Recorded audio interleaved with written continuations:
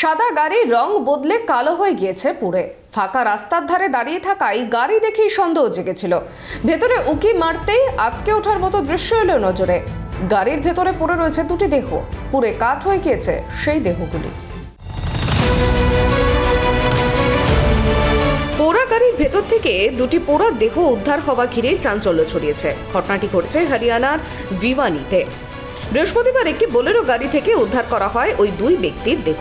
পুলিশের তরফে ইতিমধ্যেই তদন্ত শুরু করা হয়েছে। গাড়িটির নাম্বার প্লেট পরীক্ষা করে জানা গিয়েছে তা রাজস্থানের। ঘটনার দিন অর্থাৎ বৃহস্পতিবারই পুলিশের ওই গাড়িটি চুরি হওয়ায় এফআইআর দায়ের হয়। পুলিশ সূত্রে জানা গিয়েছে রাজস্থানের ভরতপুরে দুই ব্যক্তির নিখোঁজ হওয়ার অভিযোগ দায়ের হয়। ওই অভিযোগ দায়ের হওয়ায় কয়েক ঘন্টা পরেই হরিয়ানার ভিওয়ানি থেকে এই পোড়া গাড়িটি উদ্ধার করা হয়েছে। তার ভিতর থেকে ওই দুই ব্যক্তির দেহ উদ্ধার করা হয়। দুই রাজ্যের পুলিশের তরফে মিলিতভাবে তদন্ত শুরু করা হয়েছে। ইতিমধ্যে রাজস্থান পুলিশের তরফে হরিয়ানার একটি তদন্তকারীও দল পাঠানো হয়েছে।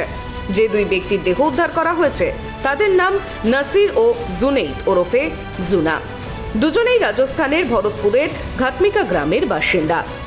এই দুই ব্যক্তি বুধবার অপহৃত হয়েছিলেন বলেই জানা গিয়েছে পুলিশ সূত্রে। অন্যদিকে বৃহস্পতিবার হরিয়ানার ভিওয়ানি জেলার লোহারু এলাকায় একটি পোড়ো গাড়ি দেখতে পেয়ে স্থানীয় বাসিন্দারা পুলিশকে খবর দেন।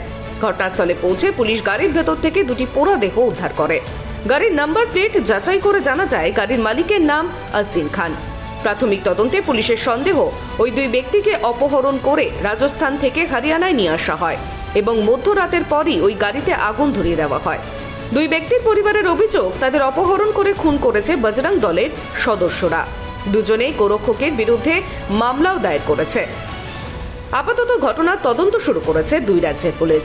অভিযুক্তরা সকলেই হরিয়ানার বাসিন্দা বলেই প্রাথমিক অনুমান। অন্যদিকে মৃত জুনেইদের বিরুদ্ধে বেশ কয়েকটি গরু পাচারের মামলা রয়েছে বলেই জানা যাচ্ছে। Bureau report, tribe TV.